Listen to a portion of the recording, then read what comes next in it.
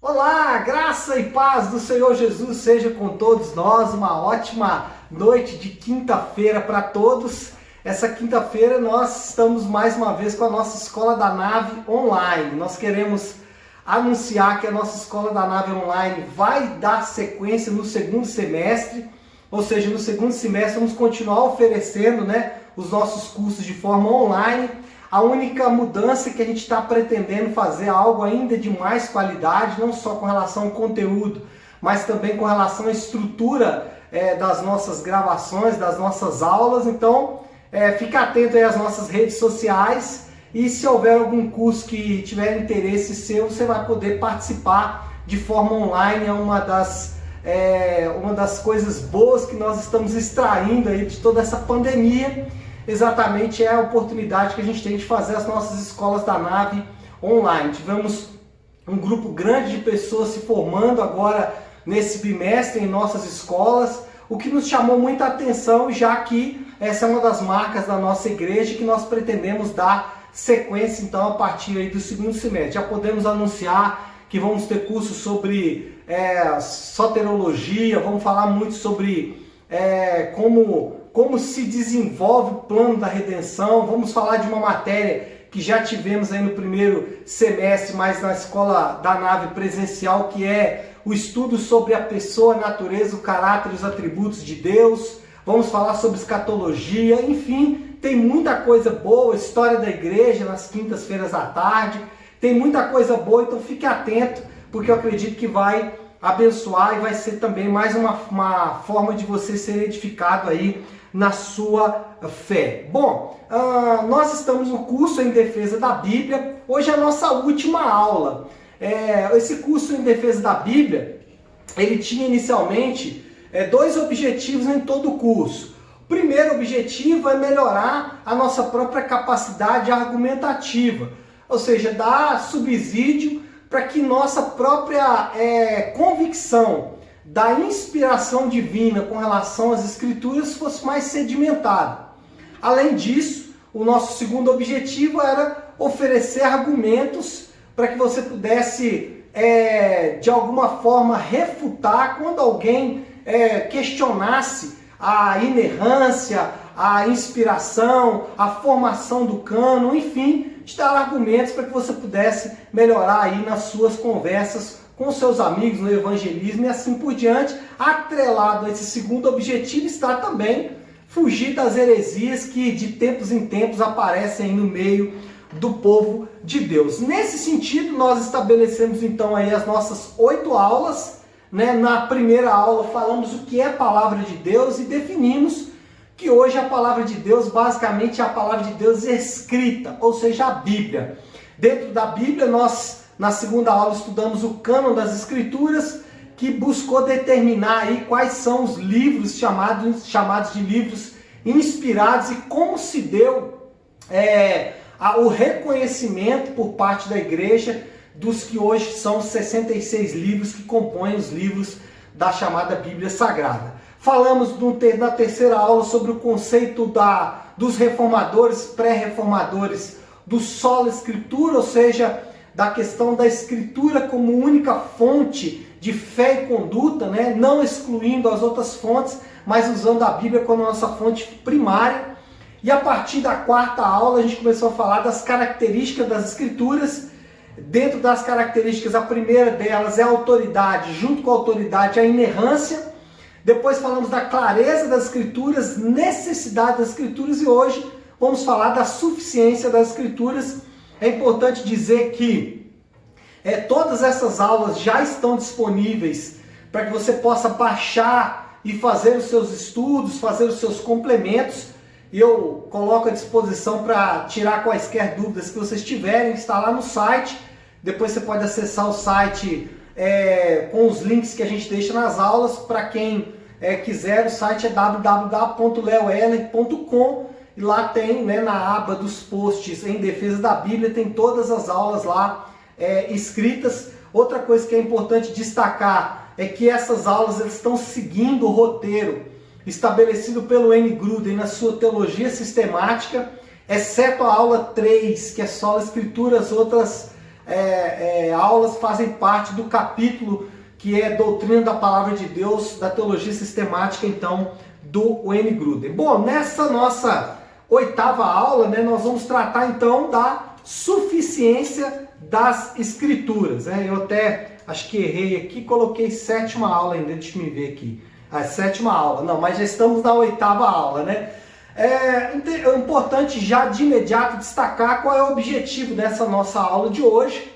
O objetivo será responder 2 perguntas, né? Que é, será que a Bíblia é suficiente para conhecermos a Deus e sua vontade sobre os diversos assuntos que envolvem nossa vida? Ou uma segunda pergunta que surge a partir desta, né? Podemos buscar conhecimento de Deus em outras fontes além das Escrituras? Então essas 2 perguntas, responder essas 2 perguntas será o objetivo da nossa aula nesta noite. Quais são essas 2 perguntas? Somente com a Bíblia eu consigo conhecer a Deus e sua vontade? Eu posso recorrer a outras fontes? Se eu recorrer a essas fontes, qual o lugar que eu devo dar para essas fontes ao recorrer a elas? Bom, de imediato é importante destacar que essa discussão sobre a suficiência das Escrituras, ela é antiga, ela é longa, ela vem de longa data, muitos anos, ela é polêmica e ela envolve muitas vezes orgulho, prepotência, arrogância, e vários cristãos, até piedosos, se perderam na defesa tanto da suficiência das Escrituras como da insuficiência das Escrituras. Nós, obviamente, vamos tentar escapar um pouco desse terreno lodoso, dessa arena muito perigosa, vamos tentar fugir das discussões vãs, mas, por outro lado, vamos tentar estabelecer as Escrituras como fonte primária, objetiva e final para encontrarmos a vontade de Deus. Então, o que nós pretendemos fazer, e aqui já de imediato, eu começo a responder essa pergunta. A pergunta que é o objetivo da aula é: será que eu posso conhecer a Deus e a vontade dele fora das Escrituras? Né? Ou eu preciso, preste atenção no termo que eu estou usando, eu preciso recorrer a fontes fora das Escrituras para conhecer a Deus e sua vontade? Então aqui ainda já de forma introdutória a gente pode começar a responder essa pergunta. Por quê? Porque o nosso alvo nessa noite vai ser estabelecer as Escrituras como fonte primária, objetiva e final para encontrar a vontade de Deus. Então o que nós queremos mostrar hoje é que sim, a Bíblia é suficiente, ela é fonte primária, ela é fonte objetiva e é fonte final para encontrarmos a vontade de Deus e mais para conhecermos a Deus também. Isso não exclui os outros sistemas como forma de obter informações, mas sujeitando estes sistemas à inquirição da Bíblia. O que nós estamos querendo dizer com isso? Que eu posso sim, de tempos em tempos, buscar fontes fora das Escrituras para ajudar na minha interpretação do texto bíblico. Eu posso usar, por exemplo, a teologia. A teologia, ela é o estudo de Deus, mas a teologia, ela tem vários autores e vários ensinos que são extra-bíblicos. Eu vou recorrer a estes textos de tempos em tempos, porém, sujeitando esses textos, sujeitando esses autores à inquirição bíblica. O que eu quero dizer com isso?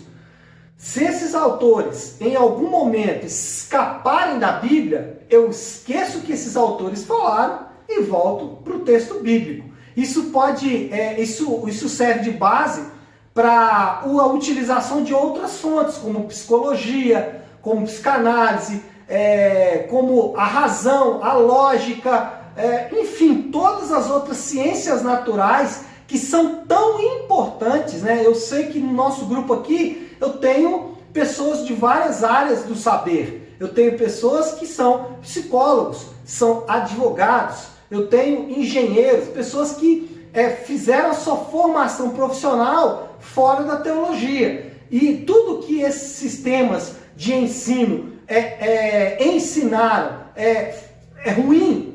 Não é ruim. Você pode aproveitar isso no seu estudo da teologia? Pode, só que sempre que esses ensinos, esses sistemas de saber, eles confrontam as escrituras, eu abro mão desses sistemas e eu fico com as escrituras. Basicamente é isso que nós vamos mostrar na nossa aula de hoje. Já respondendo a pergunta, sim, a Bíblia é suficiente para conhecer a Deus e conhecer a sua vontade. Isso não exclui o ensino e o estudo de outras áreas do saber. Bom, como que a gente vai fazer isso? Basicamente, nós vamos abordar hoje 4 pontos. Primeiro, como sempre a gente tem feito, nós vamos definir o que é o termo suficiência das Escrituras e vamos dar a base bíblica para a afirmação que fizemos de que a Bíblia é suficiente para se conhecer a Deus e sua vontade. Depois, no ponto 2, nós vamos abordar a seguinte questão. Na Bíblia encontramos tudo o que Deus disse sobre assuntos importantes da vida cristã. O que nós vamos dizer no ponto 2? Que sobre os assuntos mais importantes da vida cristã, a Bíblia ela é efetiva, ela é clara, objetiva e completa. E aí nós vamos mostrar aonde estão esses pontos e como a Bíblia aborda cada um deles. É óbvio que isso aqui, de forma introdutória, né, o Nochão consegue entrar em ponto a ponto, mas o que a gente vai deixar muito claro é que sim, na grande maioria dos assuntos que estão relacionados com a vida cristã, a Bíblia é clara, é objetiva, é concisa, é direta, e é isso que a gente vai mostrar. No terceiro ponto, a gente vai falar de algo bem interessante, que é o volume das Escrituras seguiu o caminho da história da redenção. Então, basicamente, o que a gente vai querer dizer é o seguinte, que à medida que os pontos da redenção iriam acontecendo, que o plano de Deus ia se desenvolvendo, novos textos iam sendo acrescentados. Tá? E que como nós estamos em um hiato no plano da redenção, né, nós estamos num momento que não tivemos novos acontecimentos no plano da redenção após a formação da igreja, que nada vai ser acrescentado ao texto bíblico, mas que esse texto bíblico foi acompanhando o plano de redenção de Deus. E por último, né, o nosso último ponto vai ser propor aplicações muito práticas do que essa doutrina, né, suficiência das Escrituras, elas nos garantem. Né? Então a gente vai fazer isso lá no nosso 4º ponto. Bom, vamos iniciar então pela definição e base bíblica do que seria suficiência das Escrituras. Eu vou começar com o N. Gruden. O N. Gruden vai fazer uma bela definição do que seria suficiência das Escrituras, e eu quero começar com a definição do N. Gruden para a gente começar então a definir o termo suficiência das Escrituras. Bom, o N. Gruden diz, dizer que as Escrituras são suficientes significa dizer que a Bíblia contém todas as palavras divinas que Deus quis dar ao seu povo em cada estágio da história da redenção e que hoje contém todas as palavras de Deus que precisamos para a salvação, para que de maneira perfeita nele possamos confiar e a ele possamos obedecer. Bom, o N. Gruden ele é bem específico nessa definição dele, mas a gente pode reduzir toda essa definição dele em 2 pontos. Ele estabelece a partir dessa definição 2 aspectos da suficiência das Escrituras que vão nos ajudar a entender essa doutrina. Primeiro, ele diz que nas Escrituras que devemos procurar as palavras de Deus. A primeira coisa que o N. Gruden fala, que é muito importante, é que se queremos procurar as palavras de Deus, é nas Escrituras que nós devemos procurar. Eu posso encontrar coisas de Deus em outros lugares? Posso. Mas se eu quero procurar a palavra de Deus, aonde eu vou recorrer é exatamente nas Escrituras. E quando ele fala, né, já no início da sua definição, as Escrituras são suficientes, significa dizer que a Bíblia contém todas as palavras divinas, vai de encontro a isso. A segunda coisa, o segundo aspecto importante na definição do N. Gruden que a gente quer destacar é que Deus considera o que está escrito nas Escrituras suficiente para a nossa vida. Isso que para mim eu acho mais importante.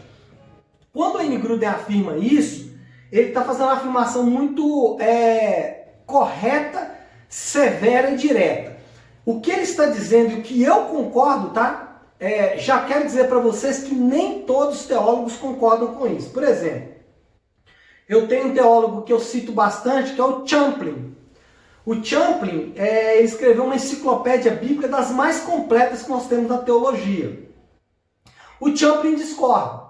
O Champlin acha que Deus ele se utiliza de outras ferramentas para falar com a gente. E que a Bíblia não é suficiente. Tá? Olha só, o Champlin diz que Deus usa outras ferramentas para falar com a gente e que a Bíblia não é suficiente. O Gruden diz, Deus usa outras coisas para falar com a gente, mas a Bíblia é suficiente. E eu concordo com o Gruden. Deus usa outras fontes de saber, mas a Bíblia é suficiente. Então, o que o Gruden afirma basicamente se tivéssemos hoje uma revolução apocalíptica, né? Vamos supor que o mundo entrasse aí em colapso, né? Vamos supor que aí a pandemia do coronavírus matasse toda a humanidade, né? Pensa lá naquele filme do Will Smith, né? Eu Sou a Lenda, sobrou lá alguns poucos, ou o livro de Eli, já para usar um filme um pouco mais evangélico, né? Acabou a humanidade toda, sobrou um grupo pequeno de pessoas e não temos nada, não temos mais nenhuma fonte de saber. Se nós tivéssemos só a Bíblia seria suficiente tanto para mostrar qual é a vontade de Deus para reconstruir essa sociedade, e segundo, a Bíblia seria suficiente para mostrar como Deus desenvolveria o seu plano de salvação. É isso que o Gruden afirma, é isso que eu afirmo, e é isso que eu vou ensinar para vocês aqui nessa noite. Eu quero pegar aqui uma citação, que é uma citação do Karl Barth. O Karl Barth é bem polêmico com relação a essa questão da Bíblia. Nem tudo que o Karl Barth fala sobre a Bíblia a gente deve ouvir, mas o que o Karl Barth falou nessa citação que eu vou falar agora vai de encontro a exatamente isso que a gente acabou de falar. Olha só o que o Karl Barth falou. Nós encontramos na Bíblia um novo mundo. Deus, a soberania de Deus, a glória de Deus, o amor incompreensível de Deus. Não encontramos a história de um homem, mas a história de Deus. Não encontramos as virtudes dos homens, mas a virtude daquele que nos chamou para fora da escuridão, para a sua maravilhosa luz. Não encontramos o ponto de vista humano, mas o de Deus. Então, essa definição de Barth vai muito de encontro com o que o Gruden falou e com o que eu acredito. Quando eu abro a Bíblia para ler, eu não procuro encontrar as virtudes dos homens. E aqui é um exercício difícil de fazer para você que está me assistindo. Quando você lê a história do Davi, ou do Abraão, ou do Moisés, a tendência natural nossa é tentar encontrar virtudes naqueles homens. E eu não estou dizendo que eles não têm. Só que o que mais deve nos chamar a atenção é as virtudes que Deus está querendo destacar naqueles homens, porque na verdade, quem colocou aquelas virtudes naqueles homens foi o próprio Deus. O que eu quero dizer com isso, e que o Barth está querendo dizer, é que a forma como nós lemos as Escrituras, ela deve tirar a ótica humana.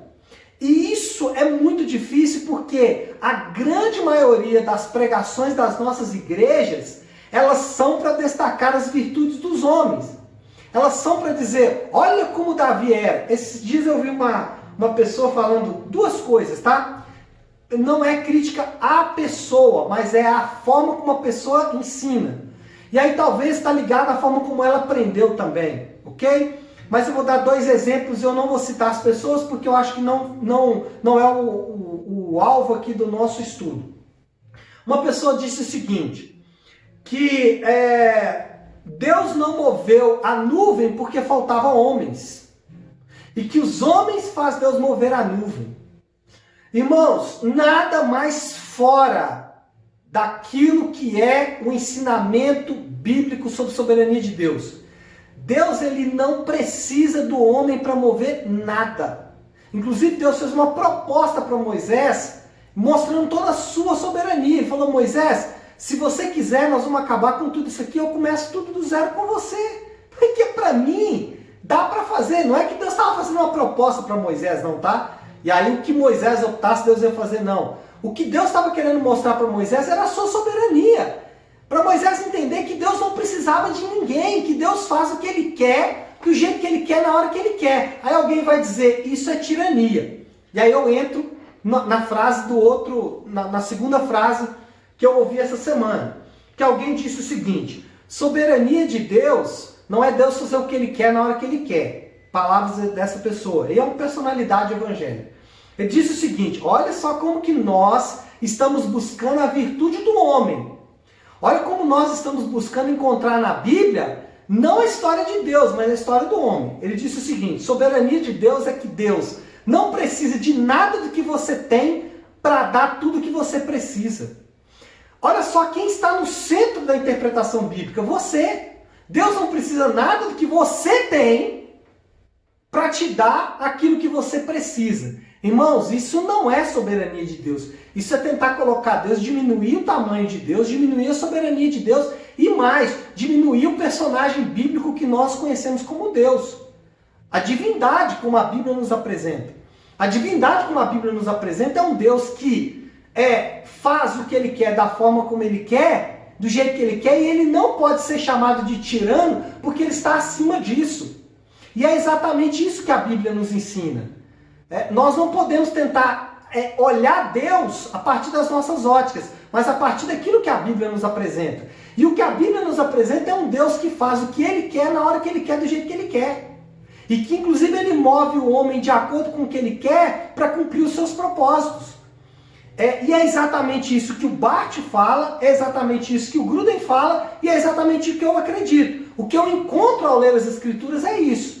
É que ao ler as Escrituras, nós percebemos tudo o que precisamos sobre Deus. E aí, falando aqui um pouco sobre o que o Bart falou, na Bíblia nós encontramos a natureza de Deus. Então você quer encontrar quem é Deus em sua natureza, a construção de Deus, é a Bíblia. Por exemplo, a Bíblia vai falar que Deus é um só, mas é três pessoas. A Bíblia vai falar que é um Deus só, mas é três pessoas e que essas três pessoas são completamente Deus. Como que a gente consegue entender isso? Nós não conseguimos entender, mas é isso que a Bíblia fala que é a natureza de Deus. Mas a Bíblia, nós vamos encontrar na Bíblia o caráter de Deus. Um Deus justo, um Deus santo, um Deus amoroso, um Deus fiel, um Deus bondoso. É isso que nós vamos encontrar nas Escrituras. E mais, nas Escrituras nós encontramos a vontade de Deus. Assim, tanto de acordo com Bart, como de acordo com N. Gruden, temos absolutamente tudo o que precisamos para agradar a Deus e viver de acordo com a sua vontade.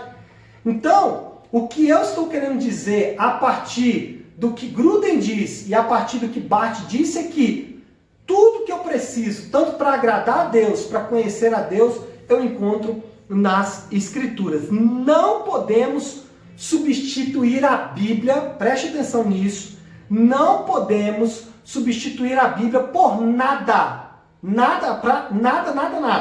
para determinar a vontade de Deus, nem tampouco usar fontes externas para igualar a autoridade das Escrituras em nossa vida. Então, eu estou fazendo duas afirmações contundentes aqui. Eu estou afirmando que, primeiro, nada pode substituir a Bíblia para determinar a vontade de Deus.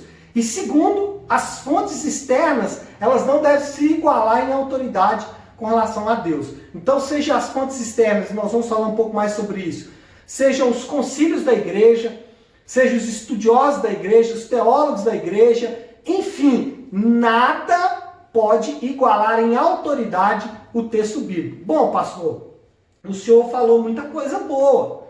Bart, Gruden, outros teólogos ortodoxos que vão no mesmo sentido, mas até agora não tem muita coisa sobre Bíblia, né? Então vamos ler. Vamos ler a Bíblia porque ela é importante nesse sentido. Eu quero ler dois textos com vocês e que vão nos ajudar a mostrar exatamente o que nós acabamos de afirmar. O primeiro deles está em 2 Timóteo capítulo 3.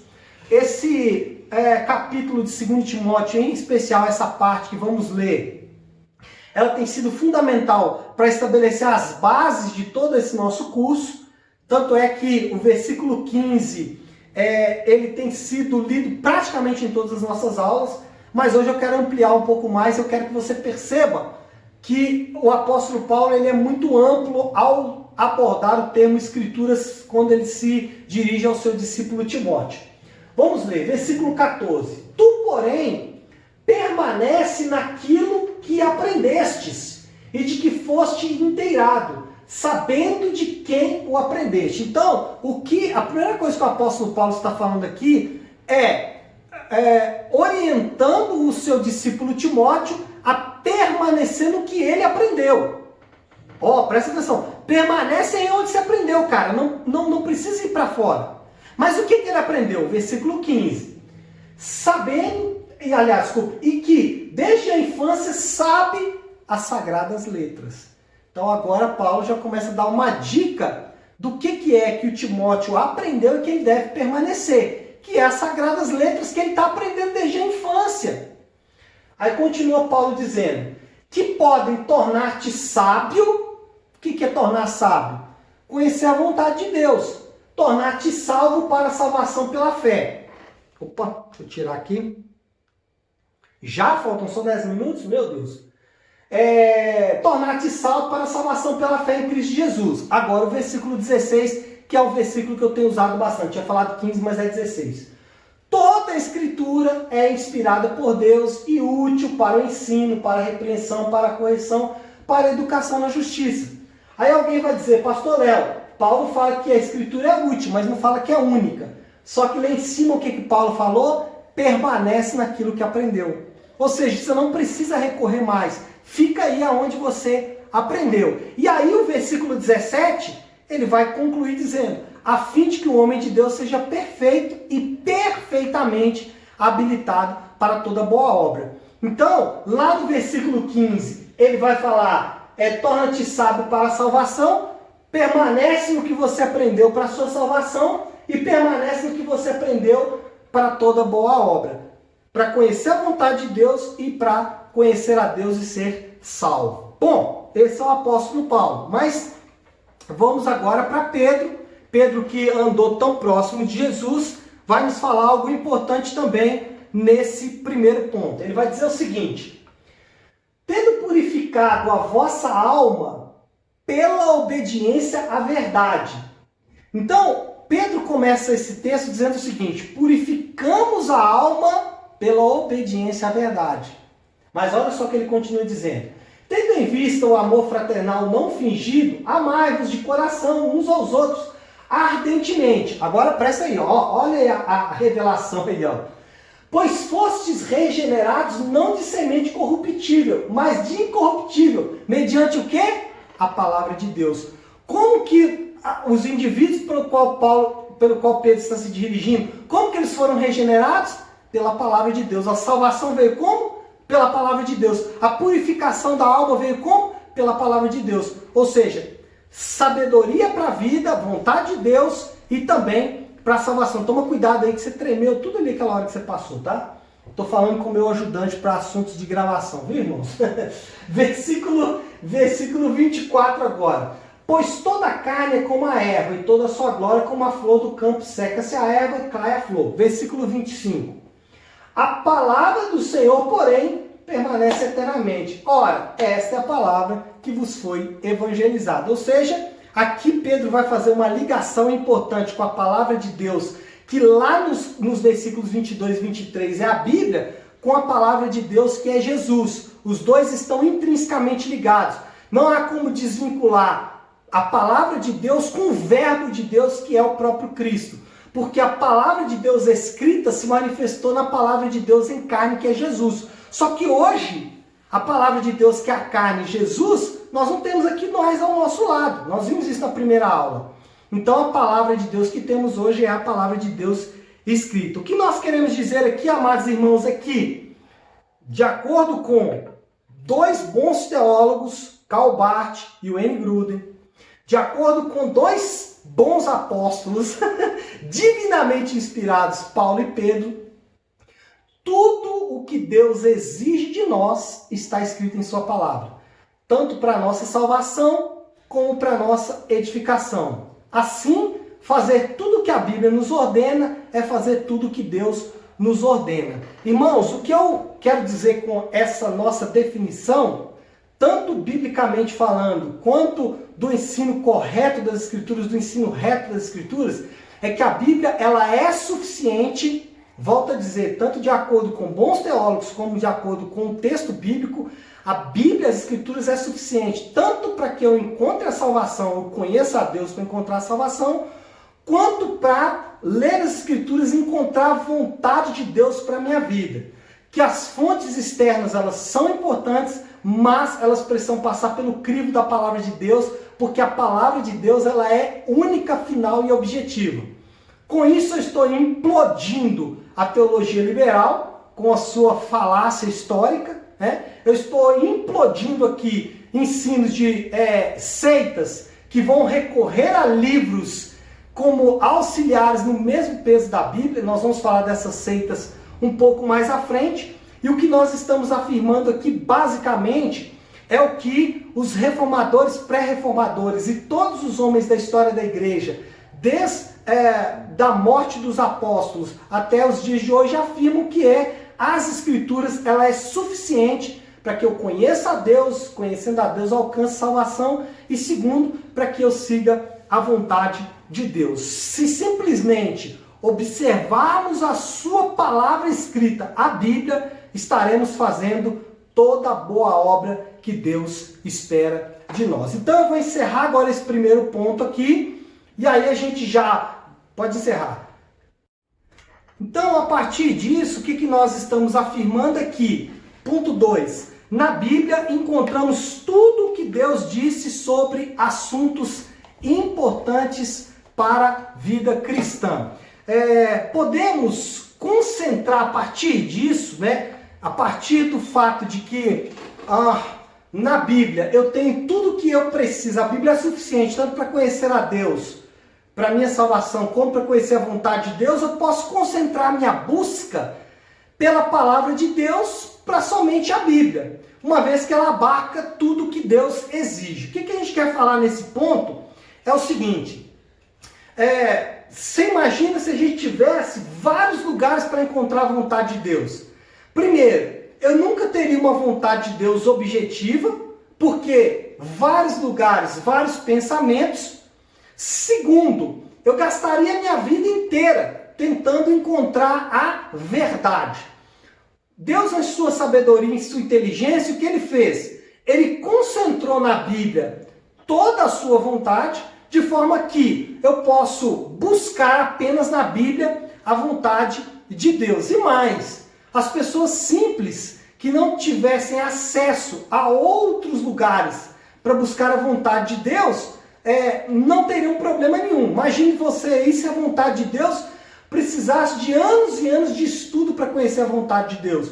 Então os crentes mais humildes, aqueles que não têm acesso ao conhecimento, eles não teriam como agradar a Deus. E o que a gente percebe é que os mais simples, tanto os mais simples como os mais eruditos, vão recorrer à mesma fonte, que é a palavra de Deus. Então, nesse sentido, a Bíblia ela é importantíssima para encontrar a palavra de Deus. Quando a gente diz isso, quando afirmamos isso, nós não estamos afirmando, porém, que não é lícito recorrer, por exemplo, aos documentos da igreja. Eu não estou dizendo com isso que não é lícito, por exemplo, recorrer aos concílios. Por exemplo, a pastora Flávia está dando um curso de quinta-feira à tarde sobre o credo apostólico. O credo apostólico é um documento da igreja, ao qual eu recorro de tempos em tempos para buscar melhorar a minha capacidade de conhecer a vontade de Deus. Vou dar um outro exemplo. Essa semana, inclusive, eu coloquei no site a declaração de fé da Igreja Nave. Na declaração de fé da Igreja Nave, nós temos ali um compêndio, um resumo das principais doutrinas que encontramos na Bíblia. Então você pode recorrer a esse documento de tempos em tempos? Pode, mas sem se esquecer de que a Bíblia é a sua fonte primária para encontrar toda a vontade de Deus e também para encontrar as exigências de Deus, tanto para a salvação como para a conduta. Nesse ponto, nós vamos divergir de forma muito veemente, por exemplo, com algumas linhas da tradição cristã, como, por exemplo, os ortodoxos e os católicos.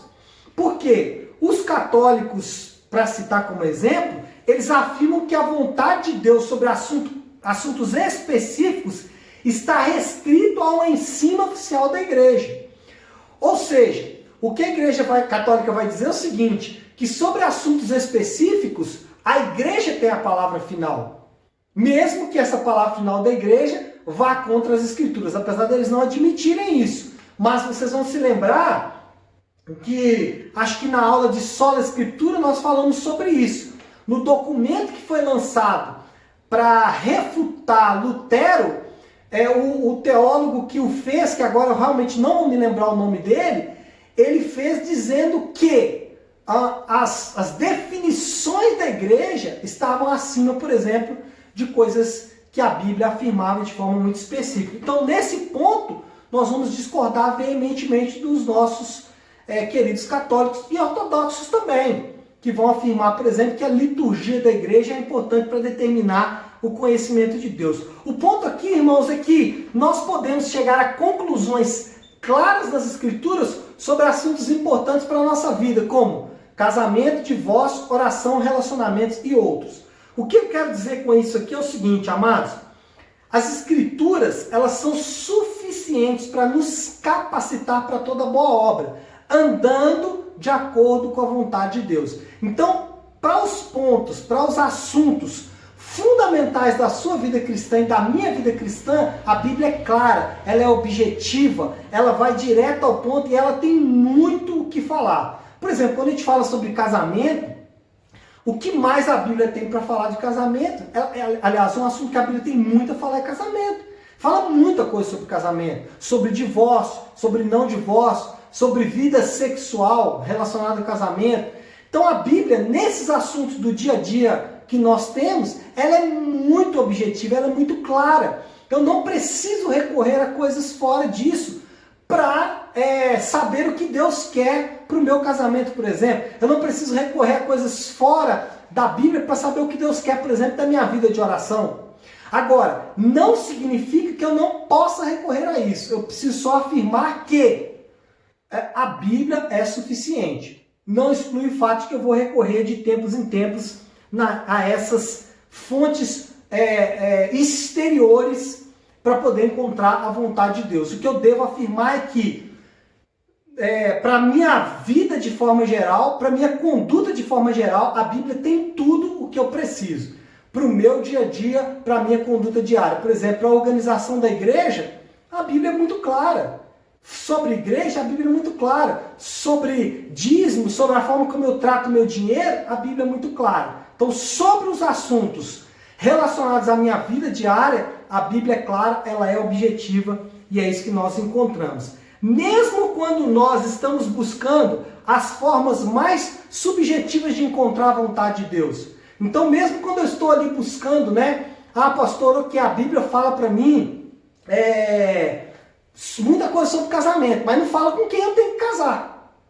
Então, eu tenho muita coisa na Bíblia sobre casamento. Mas quem é o indivíduo que eu vou casar, ou a individa, o homem ou a mulher que eu vou me casar, a Bíblia não fala. Então, nesse caso, o que eu tenho que fazer? Eu tenho que buscar a Deus para encontrar a vontade dele. Aí a gente vai ter tanto o testemunho interior para nos ajudar, como o aconselhamento bíblico. Mas isso aí é o quê? São formas subjetivas de encontrar a vontade de Deus. Mesmo essas formas subjetivas, elas precisam estar sujeitas ao crivo das Escrituras.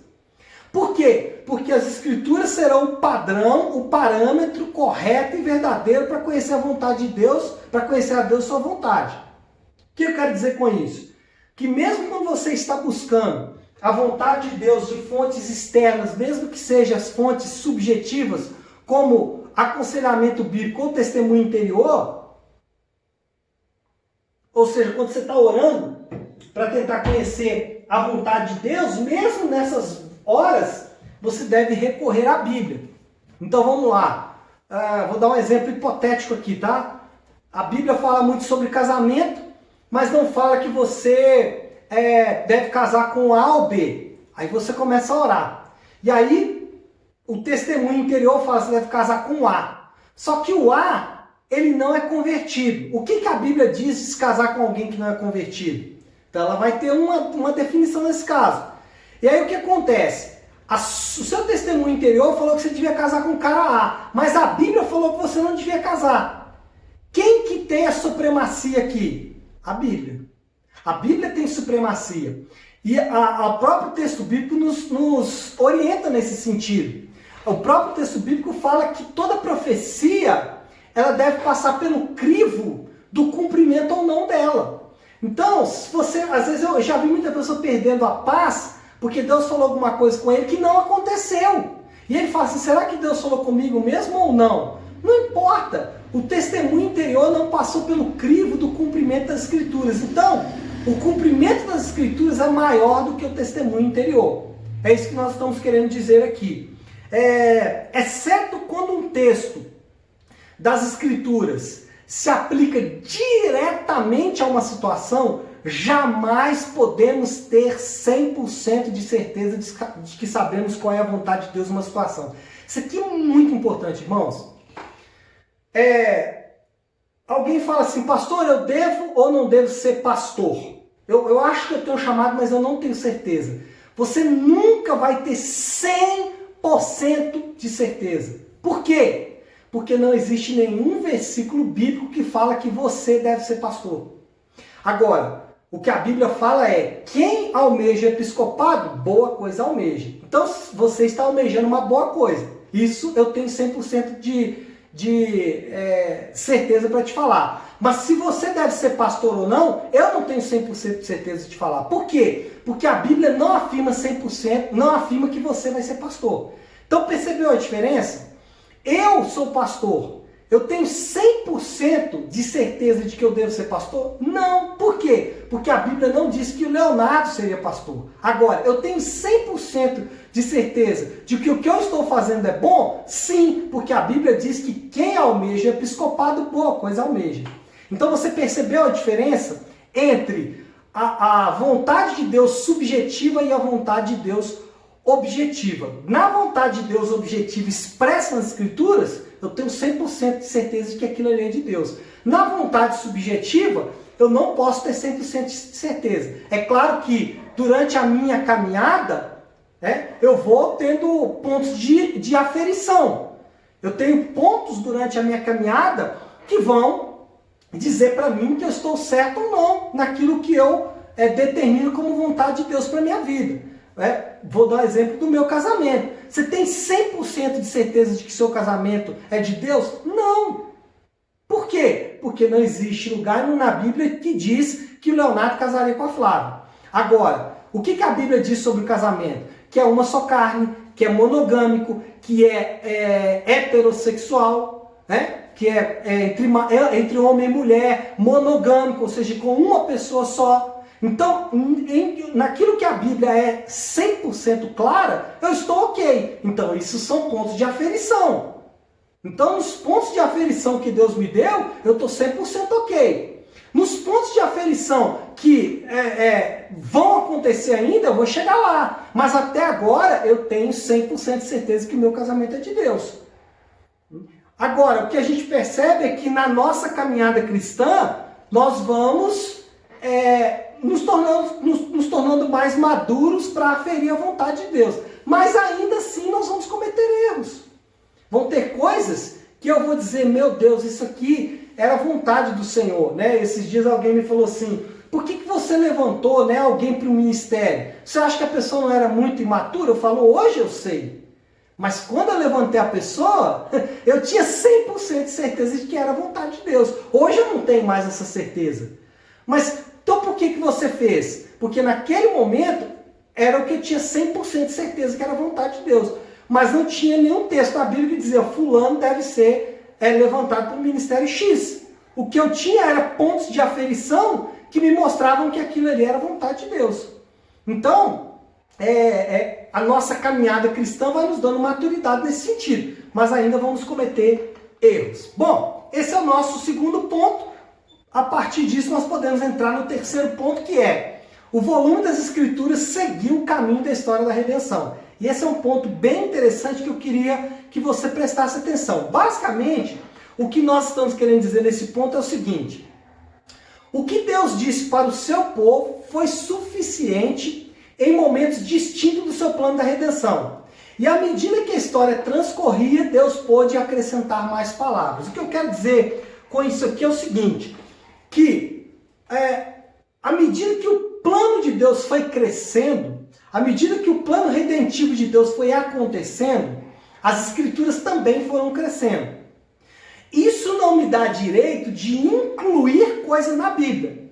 Não me dá direito de acrescentar informações por conta própria. Por quê? Deus quem decidiu o que revelar e não revelar em cada estágio do seu plano. Mas o que eu posso dizer é que, apesar de não poder incluir informações, porque é Deus quem determina as informações que devem ser incluídas, o que eu posso dizer é que, à medida que o plano foi desenvolvendo, informações foram sendo inseridas. À medida que o plano de Deus foi crescendo, à medida que o plano de Deus foi se desenvolvendo, mais palavras foram sendo acrescentadas. Mais palavras foram sendo registradas e interpretadas. De forma que a história foi sendo construída. Por exemplo, no tempo de Moisés, os primeiros 5 livros da Bíblia eram suficientes. Para aquele povo, naquele momento do plano da redenção, eles não precisavam mais do que o Pentateuco.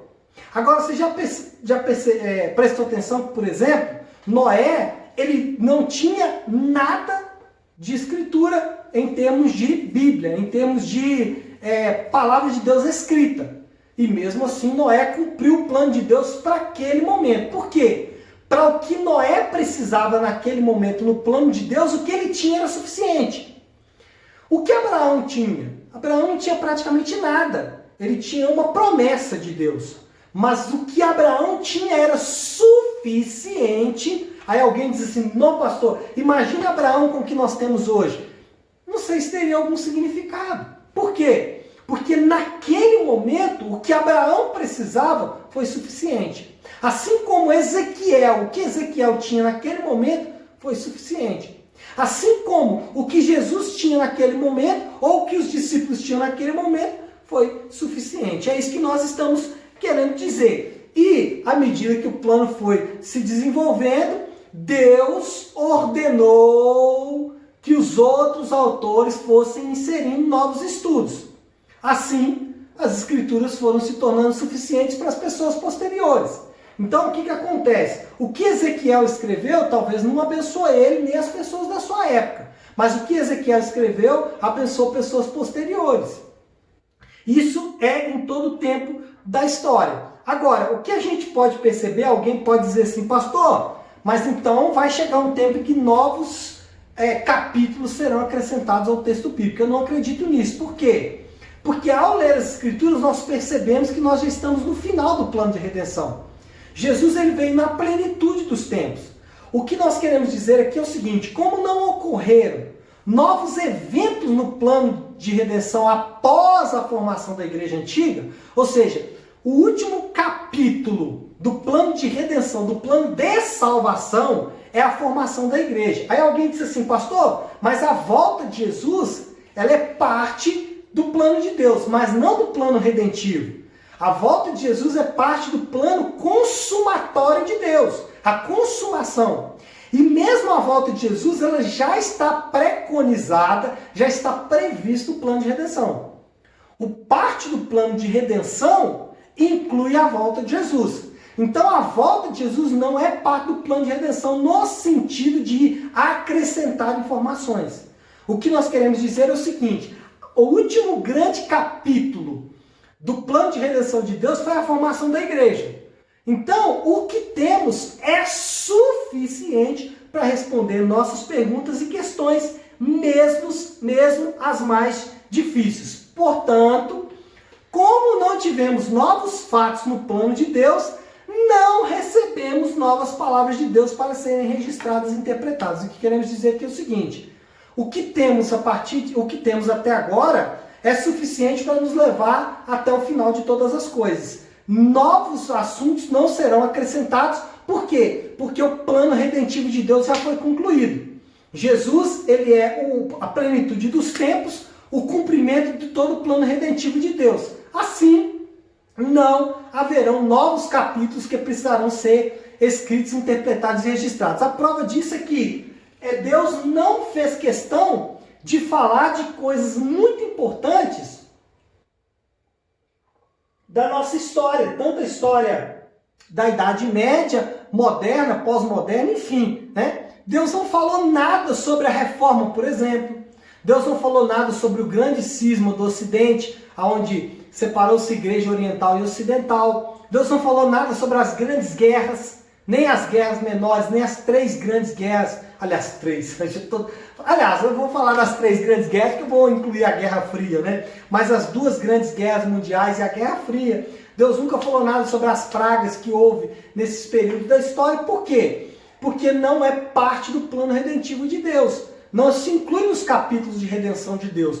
Nesse sentido, não precisa ser acrescentado, porque não alteraria em nada o plano redentivo de Deus. Sendo assim, amados, eu posso partir para o meu 4º ponto, que é a parte que eu mais gosto, é onde a gente vai aplicar tudo isso que a gente aprendeu agora ao nosso dia a dia. Sendo assim, vou parafrasear, né, as nossas pregações de domingo, vou propor 5 aplicações para tudo que nós aprendemos aqui até agora. A partir de tudo isso, temos essas 5 implicações. A primeira delas é que, a partir disso, somos incentivados a buscar nas Escrituras aquilo que Deus quer que façamos. Quando a gente fala isso, amados, não significa que a Bíblia responde a todas as dúvidas que possamos conceber, mas que tudo que Deus quer nos dizer sobre determinado assunto encontra-se na Bíblia. O que eu quero dizer com isso? Que Deus não está preocupado em satisfazer a curiosidade do homem. Sabe por que o Allan Kardec desenvolveu toda uma releitura, tanto da Bíblia como do cristianismo? Porque ele disse, não encontro no cristianismo todas as respostas. Então ele queria um Deus que saciasse a curiosidade dele. Então ele construiu um bezerro de ouro, que foi exatamente o que os homens fizeram lá, por exemplo, no deserto. Construíram um bezerro de ouro, um Deus de acordo com as suas vontades. Então, Deus ele não está preocupado, a Bíblia não está preocupada em satisfazer a nossa curiosidade. Mas, quando a gente diz que nós devemos buscar nas Escrituras aquilo que Deus quer que nós façamos, nós estamos dizendo o seguinte, que tudo que Deus quer nos dizer sobre determinado assunto encontra-se na Bíblia. Quando enfrentamos um problema relevante,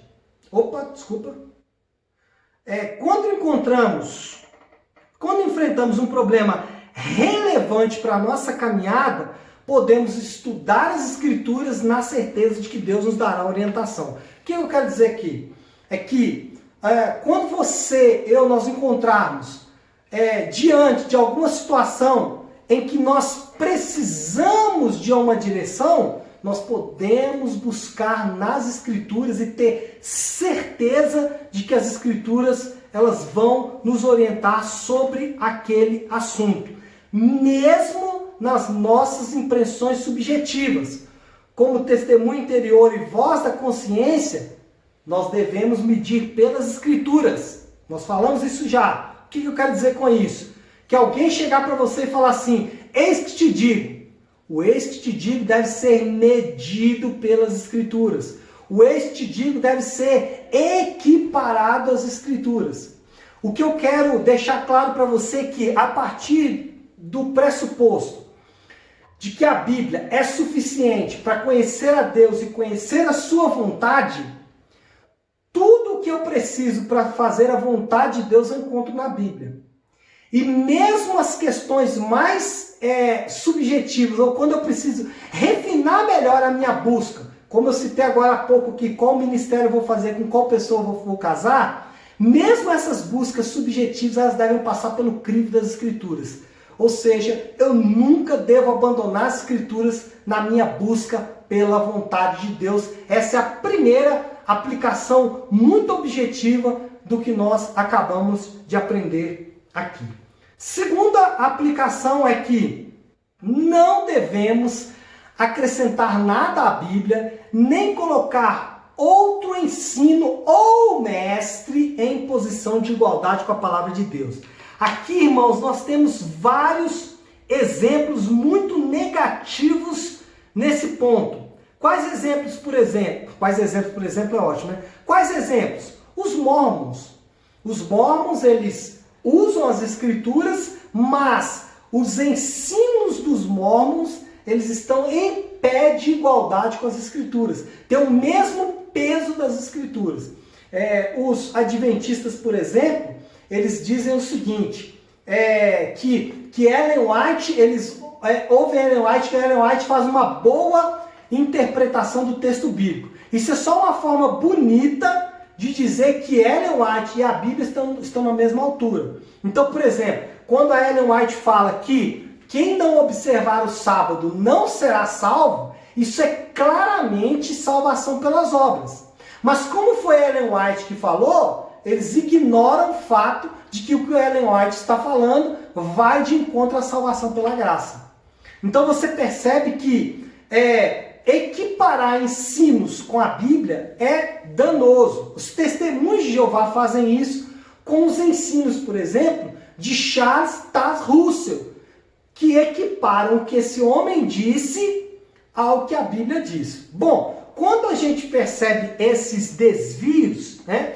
E aí, amados, não me permita fugir dos evangélicos também não. Até em meus evangélicos, nós encontramos indivíduos que eles vão além das escrituras e fazem afirmações baseadas em experiências e interpretações cheias de especulações. Vou dar um exemplo de alguém que faz interpretações e enche essas interpretações de especulação. Kenneth Hagin. Outro que faz isso muito, Benny Hinn. Ou seja, para citar exemplos, e aqui no Brasil não é diferente, nós poderíamos citar aqui pessoas que fazem isso, que são o quê? Interpretações cheias de especulações e fazem teologia a partir dessas especulações. Fazem teologia a partir de interpretações equivocadas, que contradizem o texto bíblico e introduzem conceitos nocivos ao ensino da Bíblia. Isso nós vemos aí aos borbotões no meio do evangelicalismo brasileiro. Muitos desses ensinos custaram caro para os seus adeptos.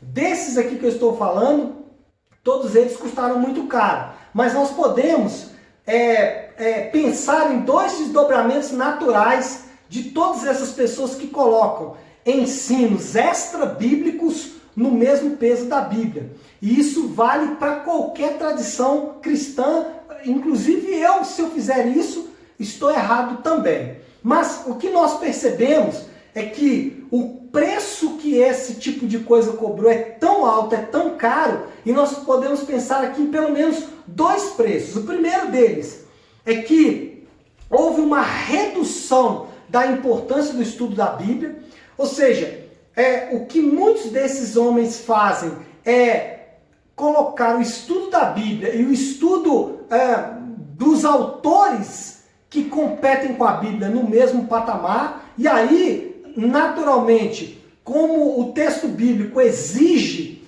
apreço, exige busca do Espírito Santo e exige às vezes uma atenção maior daquele pessoa que vai ler, o que aconteceu com os adeptos dessas seitas? Eles abandonam as escrituras e ficam com os escritos dos seus mentores, dos seus líderes, chefes, assim por diante.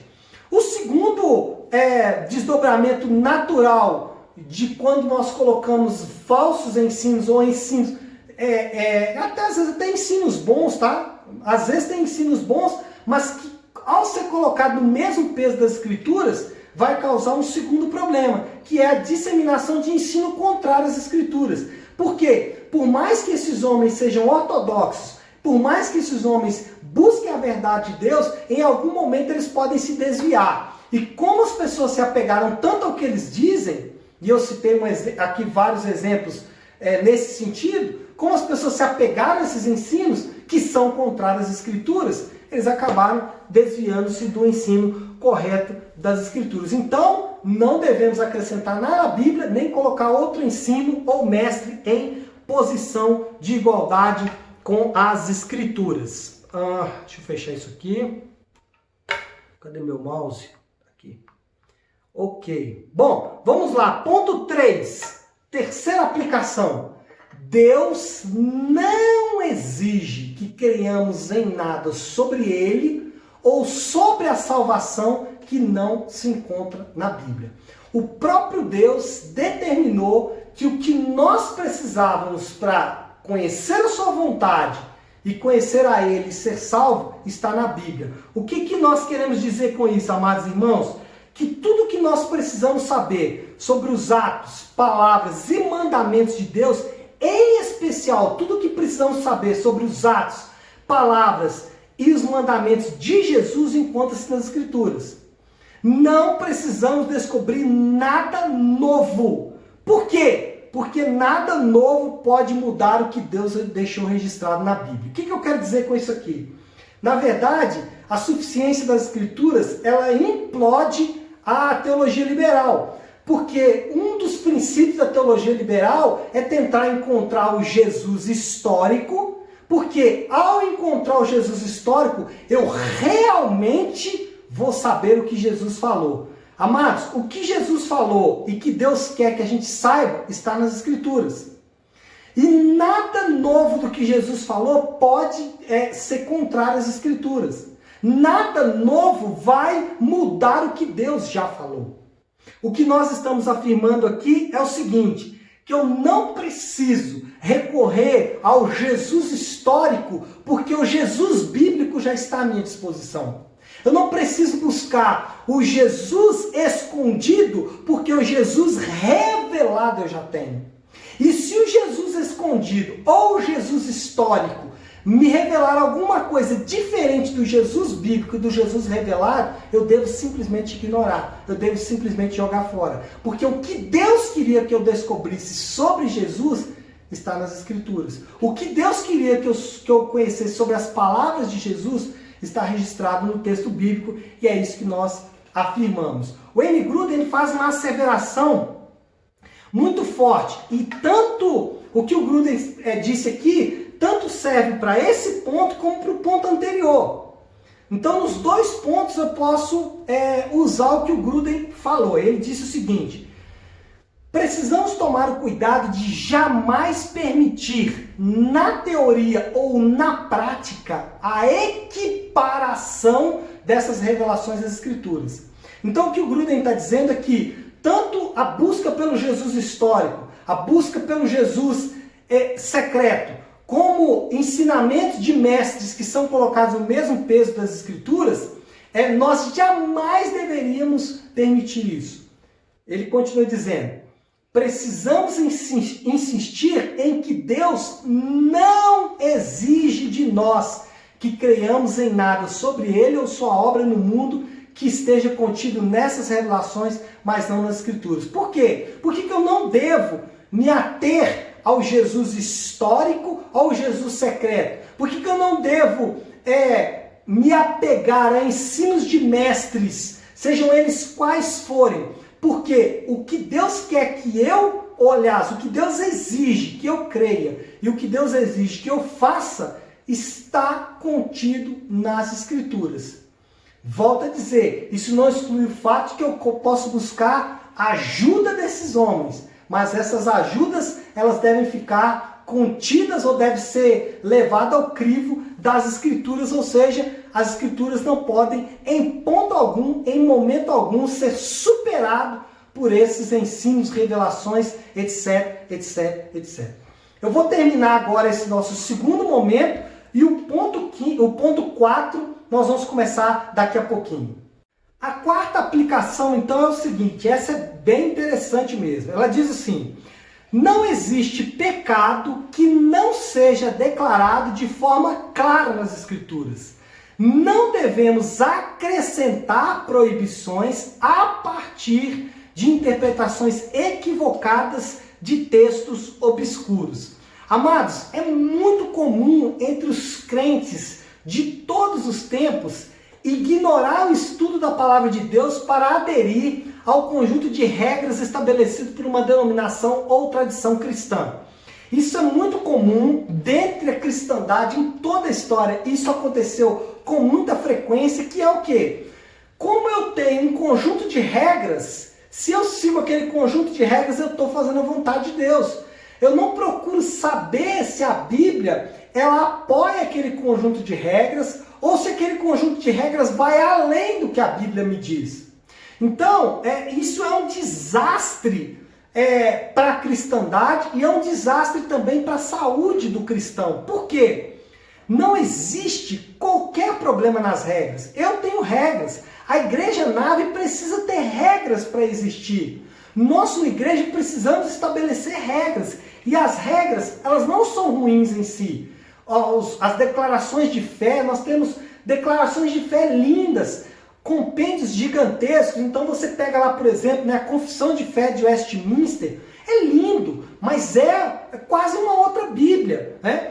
Qual que é o problema? O problema é que eu pego a Confissão de Fé de Westminster e coloco no mesmo lugar das Escrituras. E em vez de olhar as Escrituras e conferir se o que o Westminster está falando é verdade, eu falo, não, Westminster é verdade, mas eu não conferi com o texto bíblico. Então isso é um desastre para a cristandade. Por quê? Porque o Espírito Santo não encoraja a obediência de regras que não estejam de acordo com as Escrituras, não estejam de acordo com a aprovação de Deus. O que nós queremos falar aqui? Que muitos crentes são colocados sobre um jugo pesado, muitos crentes são colocados sobre um fardo muito pesado para eles carregarem. Por quê? Porque eles estão sendo obrigados a obedecer algo que eles não têm a ajuda do Espírito Santo para ajudá-los a fazer aquilo. Então, é muito comum, por exemplo, a gente falar com indivíduos assim, não, você não pode cortar cabelo, e aquilo vira um fardo para o indivíduo. Por quê? Porque o Espírito Santo não está ajudando ele naquilo ali. Porque não existe nada nas Escrituras de forma clara que proíbe de cortar o cabelo. Então, o que nós estamos querendo dizer aqui é o seguinte: as regras em si não são ruins. O que é ruim é os crentes aceitarem estas regras como se fossem da Bíblia e mais, tentarem uma vida de ascetismo religioso que em nada contribui para a piedade cristã, que em nada contribui para a sua santificação, que é tão importante na sua caminhada cristã. Um bom exemplo disso, para citar aqui 2 exemplos, é a oposição da Igreja Católica quanto aos métodos de controle de natalidade. Nós sabemos que a Igreja Católica ela é muito severa com relação à questão de controle de natalidade no mundo, né? A Igreja Católica não incentiva o uso de preservativos para os casados, né? A Igreja Evangélica não incentiva o uso de preservativos para os solteiros.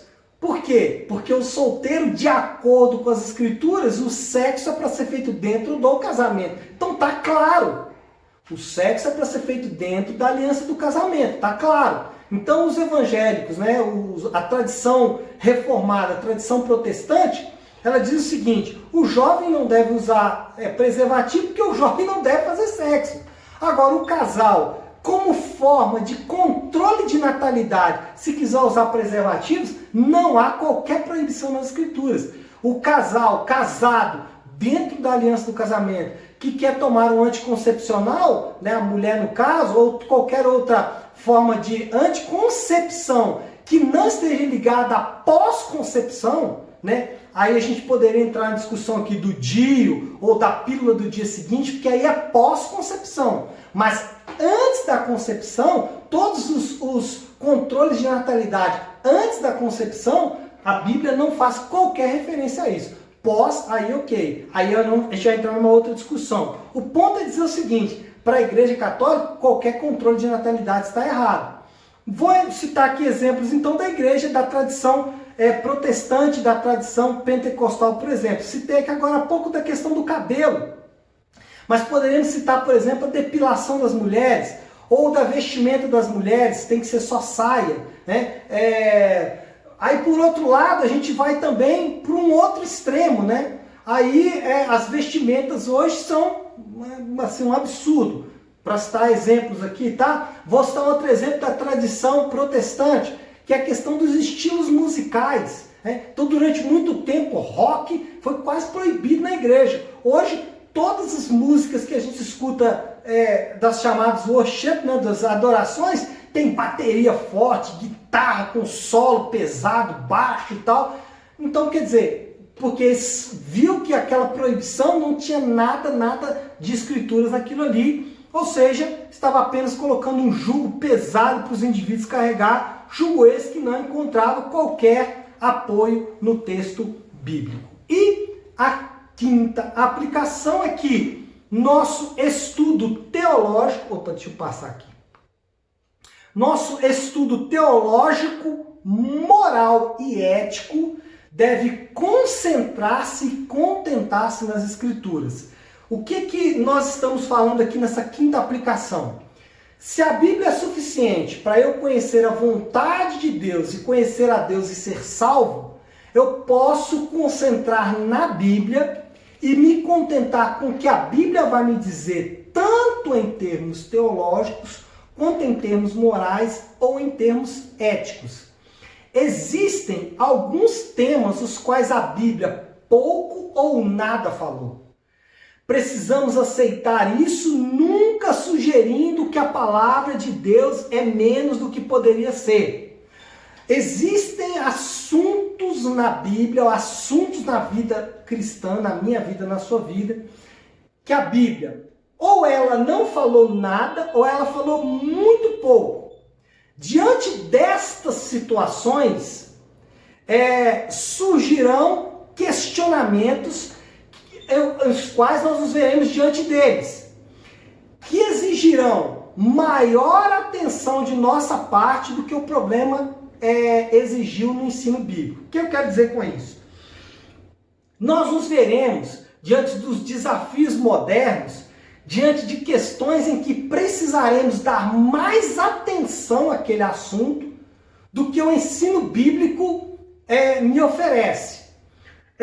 Por exemplo, na discussão sobre fertilização in vitro, ou na discussão sobre inseminação artificial ou aborto. O que a Bíblia vai me falar sobre esses assuntos, ou é muito pouco, no caso do aborto, ou é quase nada, aliás, ou é nada como no caso de inseminação artificial ou fertilização in vitro. O que eu vou precisar fazer nesses casos? Eu vou precisar estudar com mais atenção, porque os padrões éticos e morais que eu vou ter que seguir nessas questões em que a Bíblia pouco falou ou nada falou, eles precisarão de uma atenção muito maior do leitor e daquele que vai estabelecer tanto o conceito moral ou ético.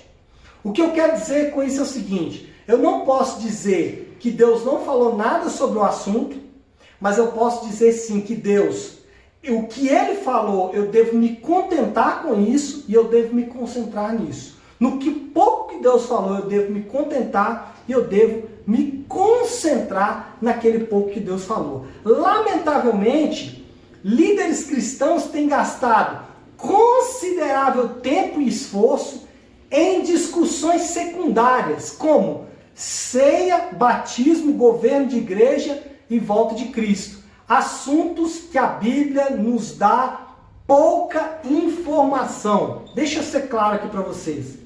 Ceia. Toda semana alguém me pergunta: pastor, quem é batizado pode tomar ceia?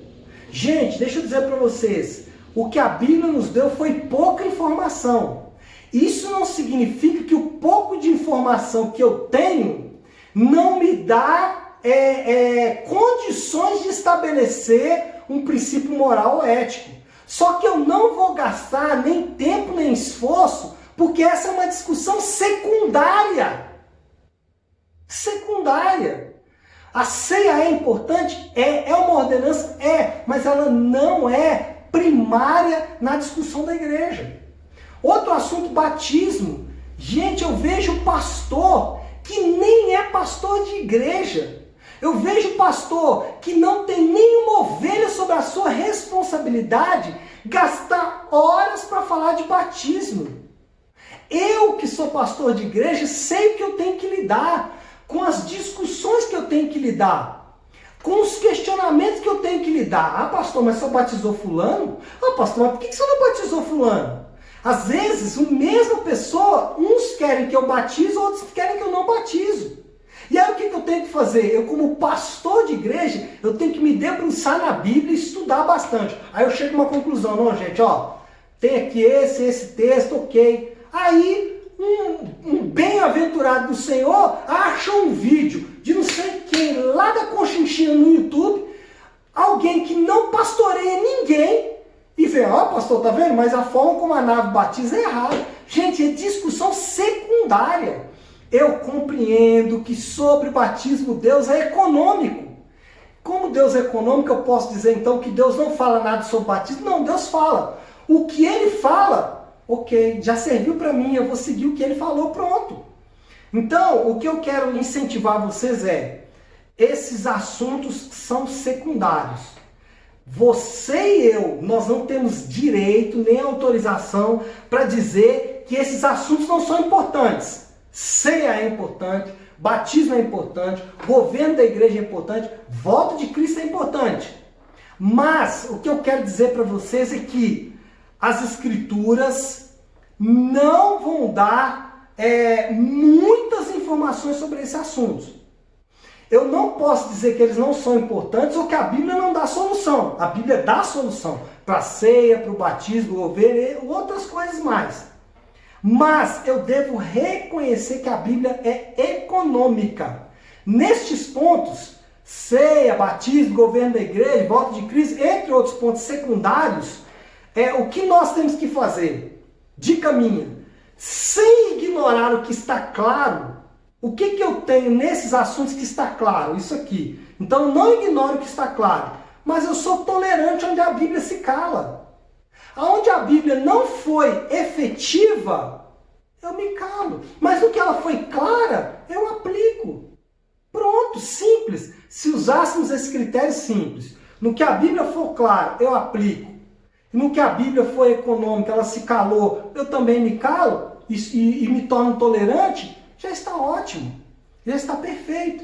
Eu tenho uma grande restrição às igrejas que dão ceia para todo mundo. Mas, gente, pelo amor de Deus, eu sou totalmente tolerante. Por quê? Porque eu sei que os textos sobre ceia são claros, mas são econômicos. Então, o que eu faço? Eu sou tolerante. Eu tenho tolerância com as pessoas que entendem ceia diferente de mim. Agora, como eu faço em minha igreja? Eu estudei lá e eu defini que, de forma a aconselhar, é um conselho que Paulo dá.